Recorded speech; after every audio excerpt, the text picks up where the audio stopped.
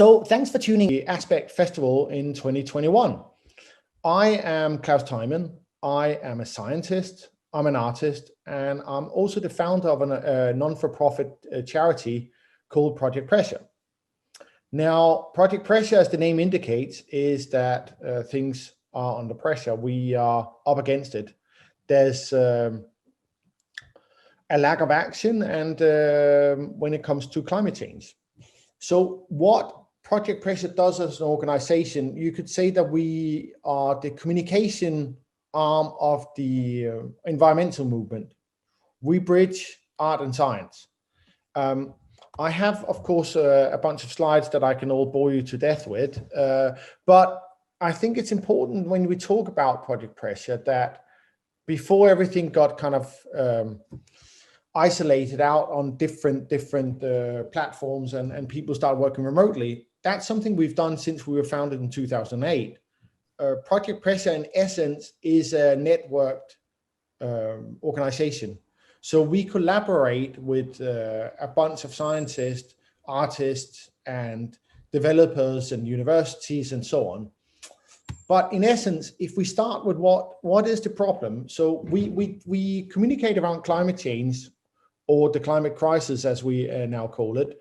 And part of that stems from an idea, and an issue is that the problem is not necessarily that people haven't heard about climate change. I mean, unless you've been buried in a time capsule for the past 10 years, the awareness part has hit home run. People are aware of climate change, no doubt about it. However, the problem is how it's been communicated, because scientific facts and figures are simply just, they repel on a lot of people. And whatever preconceived belief people choose to cherry pick the part of the science that reconfirms those beliefs. So it's not really going to change much. And when we started in 2008, it was with the gut feeling that there was a negative correlation between science and climate change concerns, that people simply weren't engaged, which then lead us to how do we engage people in something that is both depressing, scientific, and complex. Well, cut to Project Pressure, I don't think we can claim that we have the solution, but we are trying to combine different aspects. We're combining art, science, and education. I would then add that we probably have added activism as well. So first, let's start with climate change. So when we started in 2008, we had what was called climate skeptics, outright deniers, people that didn't believe in climate change. Well, I'm doing these quotation marks as believe, but the problem is that science has become a belief system. It's become something you can choose to believe in or not. I drop a pen, I believe in gravity. No, it's because gravity is real. Climate change is a scientific fact. It's not something you need to either believe in or not. You need to accept the fact and then act accordingly. However, taking something that was undeniable, that couldn't be debated and could be visualized at the same time, we chose to visualize glaciers because they only react to long-term weather changes. If you have weather events that are also climate change related, such as flooding, storms, wildfires, and other weather events, hurricanes, they are more frequent and more drastic because of climate change, but they're not solely caused by climate change, whereas glacier recession is. And 75% of the world's freshwater is held in glaciers, and more than 1 billion people rely on it. And yet it's just melting away. So we chose to use that as a way to communicate around this. The way we've done it is these are scientific facts, so I'm not going to bore you too much with that. But since you are tuned in, and thanks again for tuning into the Aspect conference here today, we are, need to know the how severe and how important they are. So about 69% of Earth's freshwater resources are held in ice caps and glaciers, so it's hugely important. There's essentially 3 ways to measure glaciers to see, what's happening with glaciers. As I say, they're key indicators of climate change. So they can be measured in a couple of ways. They can be measured using satellite images. So you have the satellite looking down, and then you can see how much area a glacier is covering, how it's receding. However, the issue with that is that there's very little data in certain regions, and satellites only go back so far. Then there's what's called direct measurements. That is literally scientists going out, putting a stick in the glacier and looking at where it is, and then doing the same thing over and over and seeing how much is receding and how much is losing, how much mass is losing. It's laborious, and primarily the glaciers that are close to civilization, that are easily accessible, are the ones that are being measured that way, which then cuts to comparative images, which we use. So comparative images, you've probably all seen them, is we've seen the glaciers and what's before and after and where we're heading. And in a way that kind of encapsulates things really, really well. It's a good way to visualize something that is complex, difficult to understand, and yet something that we can create that looks very, very pretty and has an artistic, is an art form that people are familiar with. The landscape photograph is has been around for centuries. The landscape in paintings and in other art forms have been around for centuries. So what we have here on this slide is that we have the Y Glacier in Uganda. You can see on the left why it's called the Y Glacier, because it looks like a Y. Now there's a little dot left, and that's it. That was in 2012. It's gone now. So glaciers are receding. We're losing them. And what with Project Pressure, we did, we set up to make sure that we could bridge art and science. So we set up scientific collaborations. So we are collaborating with NASA, with the World Glacier Monitoring Service, and a bunch of other universities and individuals across the world. So what we did, we basically took scientists and threw them compared them up with scientists. So with that in mind, we set out to do certain expeditions and sent artists into the field. And some of it has funny stories, background stories that are interesting. For instance, this image to the left here is of the Thule Glacier in Greenland. These images were left in an asbestos-filled archive and didn't come out until early 2000s, when the glass plates were rediscovered. So that's one of the ways to communicate around this. So essentially, the journey that we would like the viewer to have is to use art as a positive touch point for an otherwise really complex and depressing subject matter, i.e. climate change, to engage with it and then lead to the change. The change is important because we can dance and sing and do every performance and visual artwork about climate change, but if there's no change, if it doesn't lead to action, it's just it doesn't matter. It's just more noise. The idea with Project Pressure is to use art as a positive touch point to engage with an otherwise fairly depressing subject, i.e. climate change. And by using art, we get people to hopefully lure them in, engage with the subject matter without really having all of the barriers up that you would have if it was all the scientific facts. So get them to engage with it and then hopefully change. So we are, of course, hoping to get to the point where we get to change. Without change or action, the whole maneuver is pointless. there's no reason to do all this. We can create songs and theater and visual art forever about climate change, but if it doesn't change anything, it doesn't really matter. Art for art's sake is not the business we're in. It definitely has a role in society as a whole, but when it comes to climate change action, we don't believe that's the course that we need to do. We really need to combine the different sectors and unite them. So that's what we're doing. How do we do that? We have artist expeditions.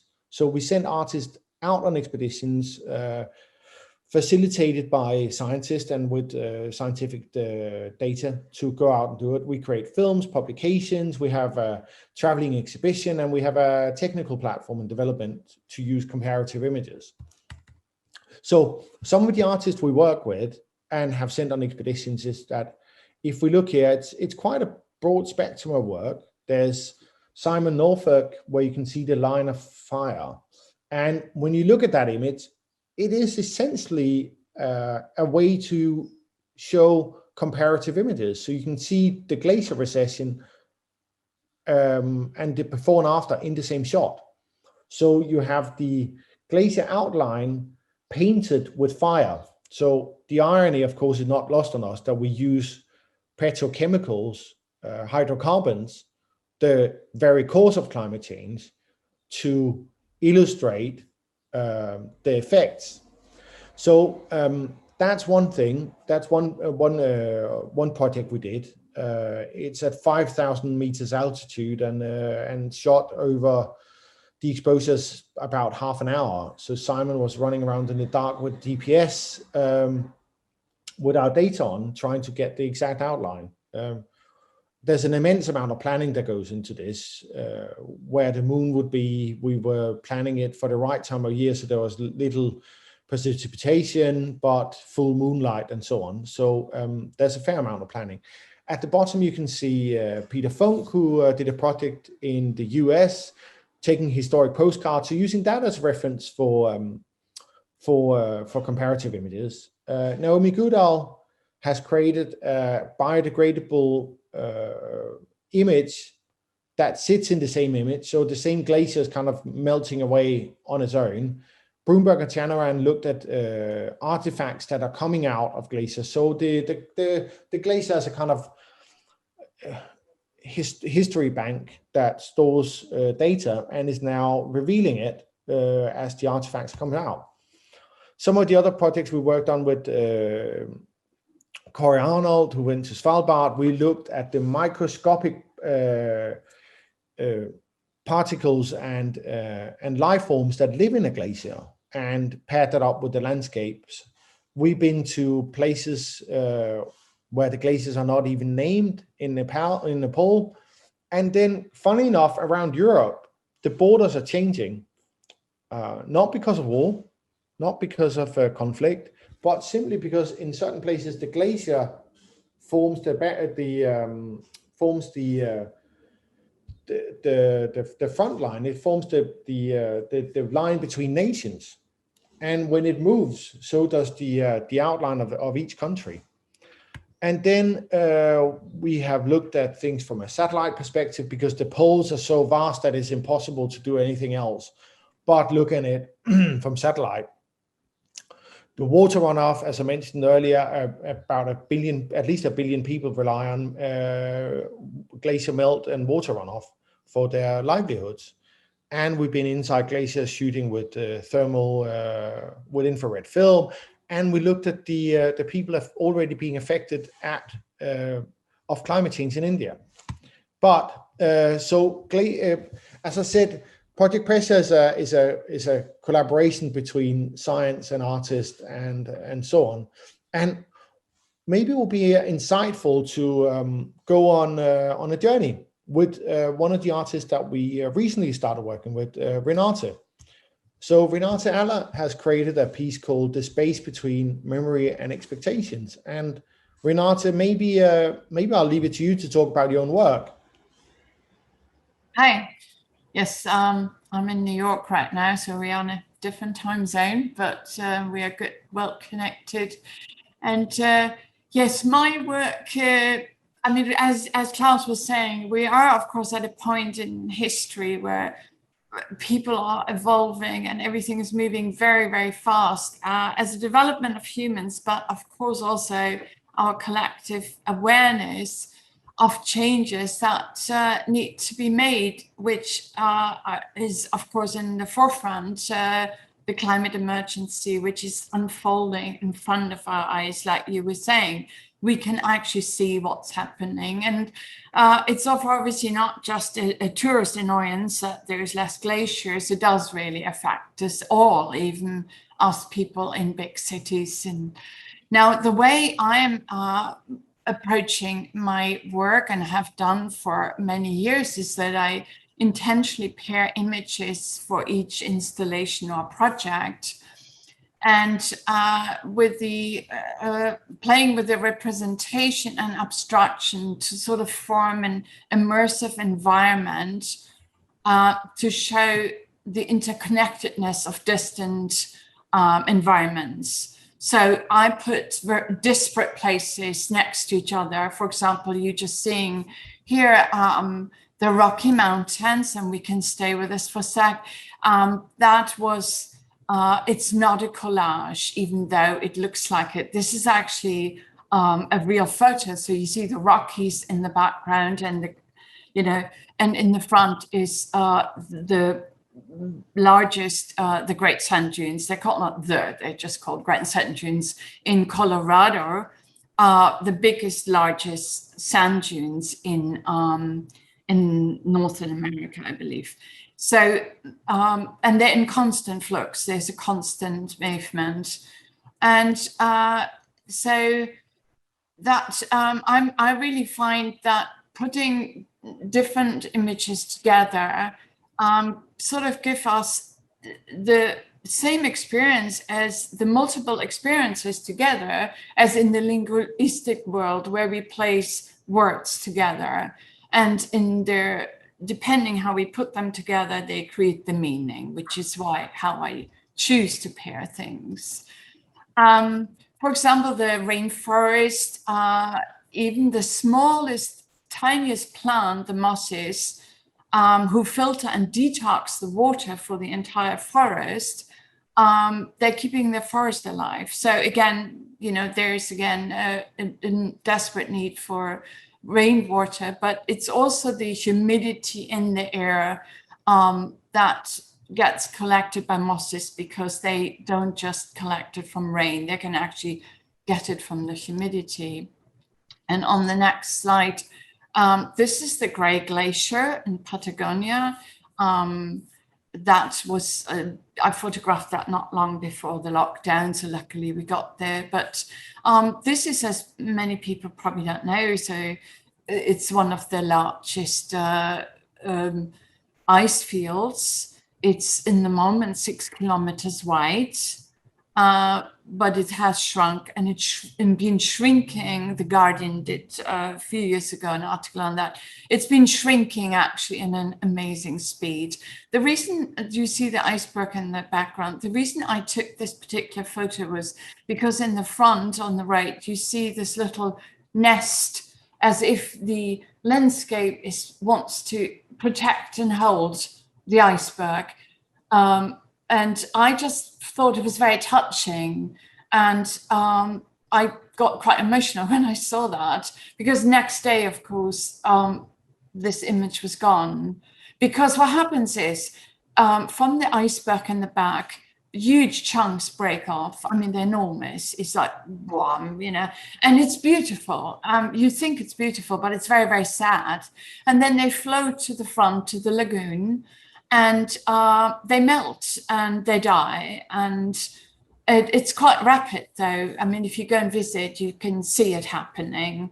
And what I photographed is it's really part of the lagoon. It's the top of this really tall iceberg that toppled over the next day, and it wasn't there anymore.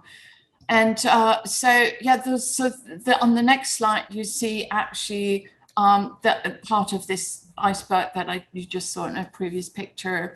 It's very high. I mean, it's like Gothic. It's what an experience to be there. but I'm trying to capture that. So these ice fields, of course, are our past and our future because they're so old. And, you know, entire glaciers, of course, will disappear and never return again. And it's really the entire world. This is not just about Chile. We all depend on these icebergs there. And right, so you can see there is a sort of trickle effect going down. Now we are in the German Alps. This is actually a glacier, or part of it a moraine, as we call it. And it's a very, very beautiful picture. But at the same time, you can see how the disappearance of the glacier, because it's hardly there anymore. They are actually covering, I think one of the artists has photographed it, covering them with cloth these days to protect them from the environment. But the reason why, the way I photograph them is because I just like to, you know, these landscapes, they're like sort of familiar to us, but at the same time in this presentation, they appear abstract to us. And if you enter these images, you kind of enter a non-quantifiable space. And due to the disembodiment and the loss of sense of scale, because you don't really understand how big this is, you know, it's the equation between your body and what you experience. So as a viewer, even in a gallery, you would actually engage with this and make a connection, an intimate connection, because you're trying to understand where you are. That's what abstraction does. And I work quite a bit with that. The next image is also German glacier, but somewhere else. And so what happens is if you confront it, this is part of a glacier. It's of course large, but we don't know, it looks like a piece of wood, doesn't it? And I placed it next to an ocean because it's what comes next, but we can still go back to the glacier for now if you want to. But so from this abstract perspective, you sort of create a reality for yourself. And, you know, you make the absence of what you see, the entire landscape, into a presence, you know. And I think that the abstract image seems to be listening to you. And you sort of touched by it's not quantifiable space, you know. So I just love to engage the viewer with the details of these giants, you know, the textures and the skin, because that way we create an intimate relationship. It's not a distant landscape. And so, of course, if the salty ocean would disappear or die, so would all the glaciers, the polar ice, lakes, streams, and everything, because of which Klaus knows more about, but the increasing acidity in the oceans actually stop that. And we know that. Should we go through the journey where we are, Renate? Sorry, say it again. We're at the Atlantic Ocean. Okay. Yes, I've been photographing this continuously for 25 years. So whenever you see an ocean of mine, it's always the Atlantic Ocean from the same spot. I've been photographing it from the same spot. Mm-hmm. And then the idea with the work, right, is that we end up in civilization that might be affected by sea level rise. So in your So this is actually last year. I took this image during the pandemic. I was talking to Klaus on the phone and explained to him the intention of my work. And yes, the problem was that the waters are rising in the harbour, and there is a great danger. I mean, we've had huge floodings already here recently, and there is a really big danger that the cities will just go underwater. And this image to me was indicating that. And it was actually a day when the huge waves were crashing over and into the urban surrounding. So yes, that's the last image of this particular series that we are presenting with Project Pressure. And, you see at the bottom always the line, and we've done that on purpose. You've actually, Klaus, done a wonderful thing. You kind of drew a rough line over it when you send it once back to me. And that is actually, there is a connection there, a visual connection that connects all these images. But at the same time, of course, also what is happening. It comes from the top of a mountain, and we go down to the oceans. Would you say, Renate, that, let's say, an abstract connection helps you understand maybe some of the more scientific connections? Or what do you think about? I mean, connections can be made on many scales and levels. How do you deal with? Yeah, that's a good question, because, for example, when I was, how do you deal with interconnectivity in your work? Yes, I mean, it's a good question, because yes, this, for example, you see, it's installation that I forgot we had this slide in not long ago at the Parish Art Museum, and people entered the space and actually thought they were in the same environment. They did not believe that they were in distant. And as you can see, there's like Swiss Alps and Alaska, Atlantic Ocean, Himalayas, sand dunes, all together.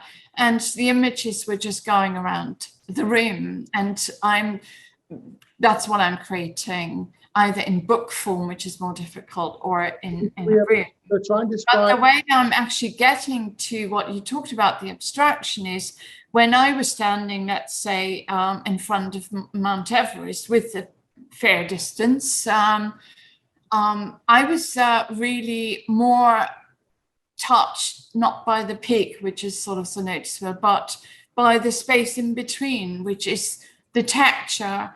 And it's like a skin that is tearing apart. And I think my emotional reaction to it made me take those close-ups. And then, of course, I'm getting interested on why does it look like that? And that's when I do more research in connecting the visual with the actual information of what creates this, which is what scientists, of course, can explain. So I think that art can help people to get an interest in wanting to know why things are happening, in which way. It's rather than just being given facts. I mean, you were talking about that earlier, Klaus. That is well, exactly. So I think what is great with images is that if you think of images as data, really, then that's where the bridge is between art and science, and where the two connect, because images holds a vast amount of data. And I think it could be it could be nice to finish with an example of how we're actually using images as data.